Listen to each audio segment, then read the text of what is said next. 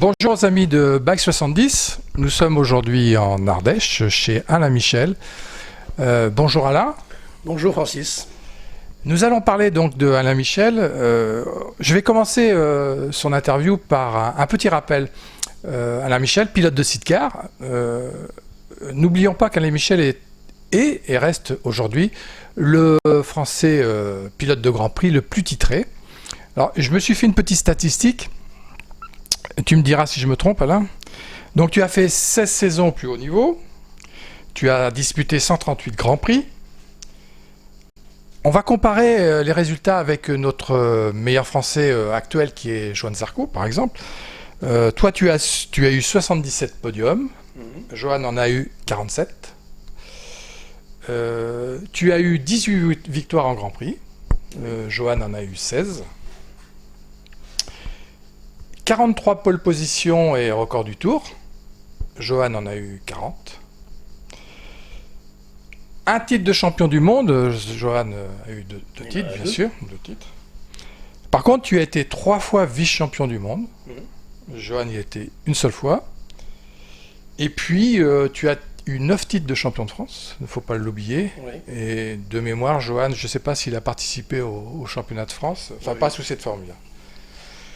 Donc c'est quand même un très beau palmarès et je voudrais ici en profiter pour aussi souligner que le sidecar est une très très belle discipline.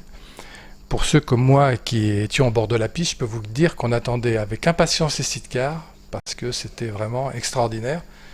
Notamment au tout début, quand il n'y avait pas de sidecar, quand les passagers, les singes sortaient beaucoup, les glisses, enfin c'était très très très spectaculaire. Donc Alain, on va commencer par le début. Tu es né où et quand? Je suis né le 23 février 53 à Montélimar, dans la Drôme. Donc pas loin d'ici finalement. Ouais, une soixantaine de kilomètres. Donc la région, tu la connais bien. Est-ce que tu es resté toujours dans cette région? Enfin, je parle au niveau habitation quand tu étais jeune. Disons que je suis resté jusqu'à dans les années 90, 88. J'avais mon atelier basé à Ancône, à côté de Montélimar. Et par la suite, quand j'ai arrêté la compétition en 91, j'ai émigré en Ardèche, à une vingtaine de kilomètres, un petit village sous le plateau du Coiran, où on est resté une dizaine d'années. D'accord. Où on faisait chambre et table d'hôte et par la suite de la restauration. D'accord. Quand tu étais enfant, on va commencer pour voir un petit peu cette de passion de la moto, mais quand tu étais enfant, tu pensais déjà moto ou tu avais un autre sport de prédilection? Comment ça se passait? Bon, ça a toujours été moto, ça commençait par les Solex, gonfler les Solex de la sœur, gonfler le Solex de la mère, après les petites motos, les 50 cm3, préparé avec un dosseret déjà, avec un beau garde-boue à la Billy. J'étais déjà marqué. Dans ma chambre, il y avait des posters, Claude Vigreux qui tient la métisse en cuir noir par la selle. Donc voilà, je me suis marqué très tôt en tant que passionné. Et par la suite, j'étais tellement passionné et attiré par la compétition que j'ai fini par atterrir dans un garage chez M. Jean Fort qui fabriquait des voitures qu'on appelait des G-Fin, donc des voitures de course, avec des moteurs à préparer. Donc j'ai appris le métier chez ce monsieur, ce grand monsieur, qui nous a quittés hélas, avec lequel j'ai appris à grands coups de pied au cul, ça fait du bien, les règles générales du sérieux, de l'honnêteté, de la passion, comment arriver avec très peu de moyens et tout faire soi-même, c'est-à-dire savoir se débrouiller à mon compte. Donc après cet apprentissage, tu décides quand même de tâter du circuit, comme on dit. Plus tard, ouais. Ça, c'était la voiture avec Jean Fort, c'était les années 69. Ouais. Le circuit, ça commence en 71. 71, d'accord. Donc en 71, tu décides d'aller sur un circuit, de te tester, ou tu avais vraiment envie de... Non, en fait, c'est parti. Je roulais avec une 125 Honda à l'époque, puis après une 350 Honda, puis après une 450 Honda, qui a été la moto avec laquelle j'ai commencé à courir. Mais en fait, je roulais beaucoup trop vite sur la route Et mes amis me disaient, tu nous emmerdes, hein. Chaque fois on va te voir à l'hôpital, tôt ou tard, ça ne sera pas à l'hôpital qu'on ira te voir, donc ça serait bien que si tu veux vraiment nous montrer que tu roules vite, que tu nous montres ce que tu sais faire sur un circuit. Bon, j'ai trouvé que l'idée était plutôt bonne. Et ayant déjà vu approcher les circuits avec Jean Fort lorsqu'il faisait de la Formule France, j'ai dit oui, pourquoi pas. Et Jean Fort m'avait demandé éventuellement si j'étais intéressé pour aller faire des courses en voiture, mais ma vraie passion, c'était la moto. Donc ça a commencé par une séance d'essai au Ricard, en présence de Christian Léon. J'ai fait un essai avec la 450 Honda qui était quasiment d'origine. J'ai fait un temps qui était plutôt bon, c'était une 43.2, ce temps je ne l'oublierai jamais. Et j'étais à quelques 5-6 secondes de Silvio Grassetti qui avait le record du tour sur le 3.3 au Ricard. Donc c'était plutôt bien. Et Christian Léon me dit, attends, ce que tu fais là avec ta moto, il m'a donné quelques conseils sur les trajectoires à l'entrée de mes jeunes et tout ça. J'en étais très fier d'ailleurs. Et donc j'ai décidé de prendre ma licence. J'ai raté les 2 premières épreuves du Ricard. J'ai fait ma première course de côte, c'est la course de côte de Coiraz, que j'ai gagnée en 500, gagnée en 350, avec une 350 d'origine, et fini deuxième derrière un monsieur qui était assez féru en montée. Donc pour moi c'était un début qui était intéressant. Après je suis allé faire la première épreuve du championnat des 4 saisons, c'était à Manicourt. Et là je me suis retrouvé face à des gars qui avaient des kawas et tout ça, et qui me disent mais qu'est-ce que tu viens foutre ici avec cette pétarelle là, tu vas nous emmerder tout ça. Je dis mais écoute, on verra bien. Et première séance d'essai, je fais le meilleur temps et je les allume aux 2 manches suivantes. Et d'ailleurs, il y a encore des gens de la Coupe Kawa qui me disent putain, ce que tu nous as enfumé avec ton 4 temps. Donc c'était sympa et c'était un bon début, un début auquel je ne m'attendais pas. Et en parallèle, je faisais un petit peu de championnat de France. Mais bon, avec le 450 Honda et les motos qu'il y avait, comme celle de Baldé, la Schneider, c'était difficile de lutter à armes égales. Mais bon, j'ai fini deuxième au championnat, donc c'était très bien aussi, quoi. Tu peux rappeler combien faisait de chevaux ta 450 Honda par rapport au 500 par exemple? Elle devait faire 45 chevaux, elle était stock parce que je n'avais pas le droit de la modifier pour la Coupe des 4 saisons. Donc elle était stock et j'avais... La plus grosse préparation, c'était tenir la poignée de gaz bien huilée. Voilà, c'était tout. Hein. C'est pour te situer par rapport aux 500 de l'époque, les 500 Kawa. 500 Kawa, les HR, ça faisait 70 chevaux à l'époque, je pense. Donc, Puis plus typé course finalement, puisque c'était des racing. Hein. Et pour la petite histoire, juste avant de commencer à courir en 72, je faisais de la mécanique pour une pince royale.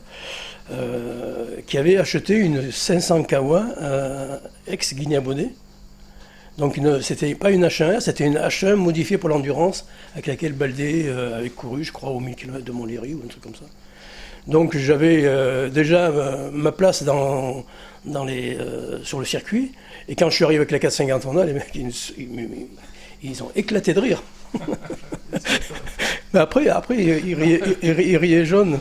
Je me rappelle du père de Patrick Fernandez, avec lequel on a été, et on est toujours très amis.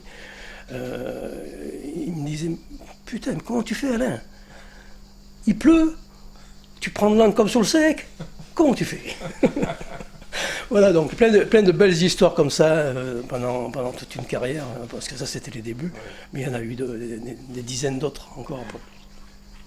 Donc 72, vice-champion de France. Vice-champion de France, et champion de la Coupe. Enfin, je gagne la Coupe des 4 saisons. Bon, tu continues un petit peu, mais c'est pas... En 73, je suis engagé chez Motorama comme rédacteur essayeur. Et je trouve que c'est une belle suite pour moi, après ma saison de 72. J'achète une Yamsel, ex-John Cooper, qui est dans un état lamentable, et je fais face à des problèmes financiers énormes parce que je suis payé par ce monsieur Bruet, qui est un royal escroc, qui a travaillé pour la moto, je crois, et qui nous payait avec des chèques en bois. Ah oui. Donc j'étais engagé par exemple au Grand Prix de France au Ricard en 73. j'avais commandé des pièces de boîte de vitesse chez Guiran, le concessionnaire Yamaha à Marseille. Et M. Guiran, il ne faisait pas crédit. Hein. Donc je suis allé au bord des calanques marseillaises, ronger mon frein pendant le Grand Prix de France, ce qui aurait dû être mon premier Grand Prix. Mais bon, la saison a été gâchée en grande partie à cause de ces problèmes financiers, donc je ne pouvais pas maintenir la moto dans son état nécessaire. Et j'ai fait quelques courses, Clermont, Rouen, mais sans aucun succès. Donc ça a été un épisode négatif qui m'a permis par la suite donc, de m'installer à Ancône, dans mon atelier où j'ai donc, passé toute ma période de course en Grand Prix, et où j'ai commencé à construire mes sidecars en 1975, par la suite, parce que plus de moyens pour m'acheter une moto de course, donc la solution, j'avais déjà mon ami qui faisait des courses de sidecar, qui étaient donc, des sidecars réalisés par Claude Lambert, aussi un grand champion qui a fait les championnats du monde pendant les années 60. Et puis de fil en aiguille, j'ai suivi les échelons techniques. On a eu la possibilité de rouler avec une marque dromoise qui s'appelait GEP.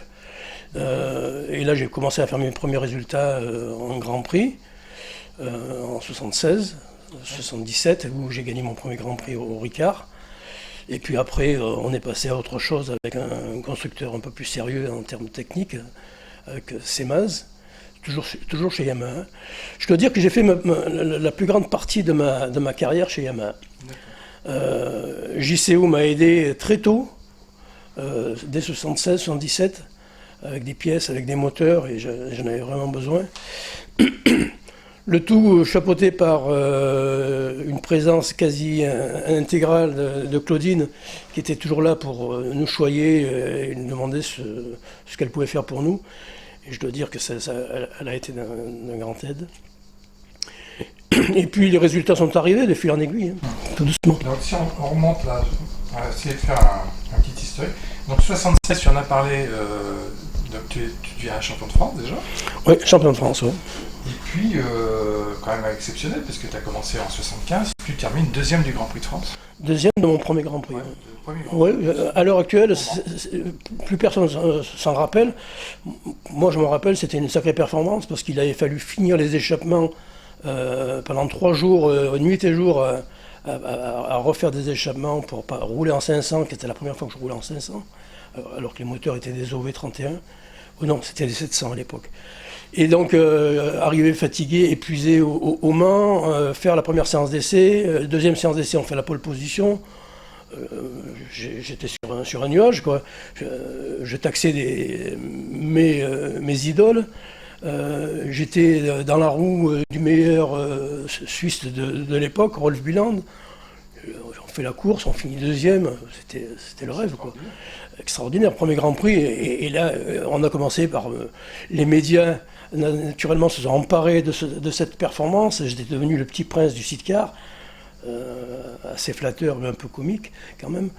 Voilà, jusqu'à ce qu'on continue à évoluer d'année en année. Après 76, donc deuxième en 76, tu gagnes ton premier Grand Prix en 77. Je gagne mon premier Grand Prix en 77, mais ça n'a pas été une très bonne saison sur le plan technique, parce qu'on avait un châssis qui était très fragile, qui cassait sans arrêt. Et d'ailleurs, on avait gagné le Grand Prix de France sans savoir pourquoi, parce qu'on avait ressoudé le châssis avant de partir pour la course, et il avait pris feu. On avait été à 2 doigts de ne pas courir du tout. Donc quelque part, c'était écrit comme quoi on devait gagner ce Grand Prix, mais dans des conditions assez déplorables, quoi. Donc on a fini, cette année-là, on a fini 7e ou 8e, je crois. 7e. On a fini 9e à la première. Et la deuxième année, on a fini... Là, tu as fini 77, 5e. 5e. Ouais, 5e. 5e du championnat du monde en 77. Puis 78, ça continue, puisque là, tu termines vice-champion du monde. Et puis, tu m'avais confié, quand je t'ai demandé tes courses les plus légendaires, tu avais une course au Nürburgring qui était assez extraordinaire. Si tu peux nous en toucher un mot.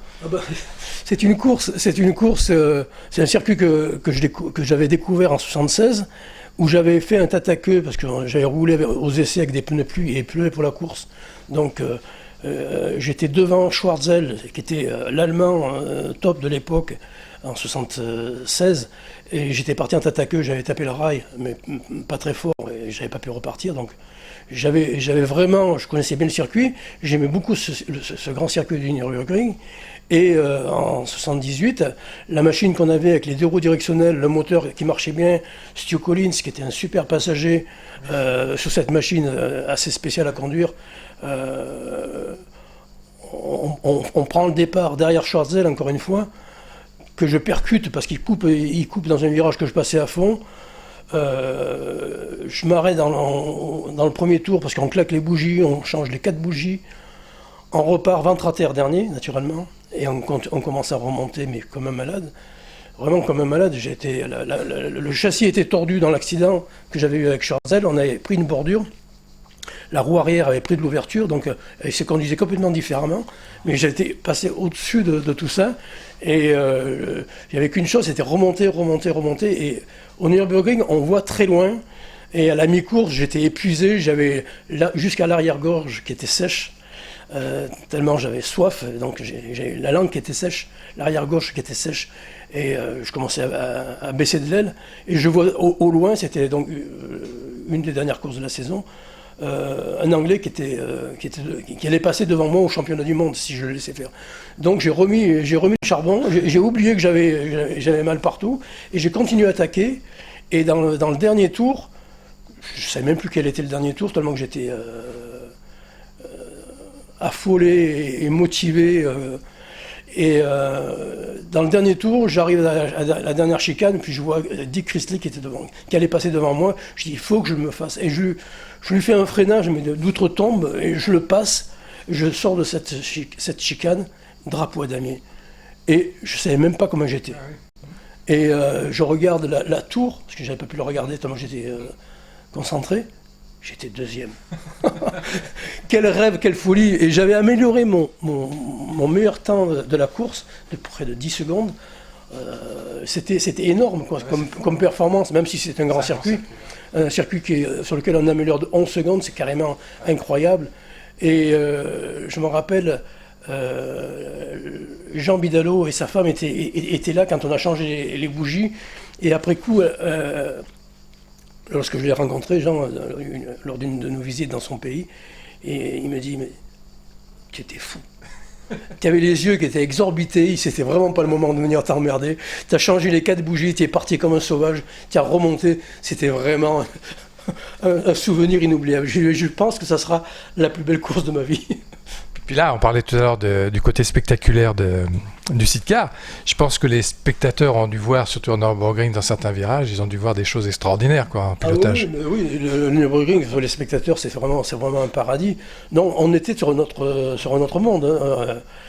Heureusement qu'il n'y a pas eu d'accident, parce que je pense que je roulais au-dessus de mes pompes.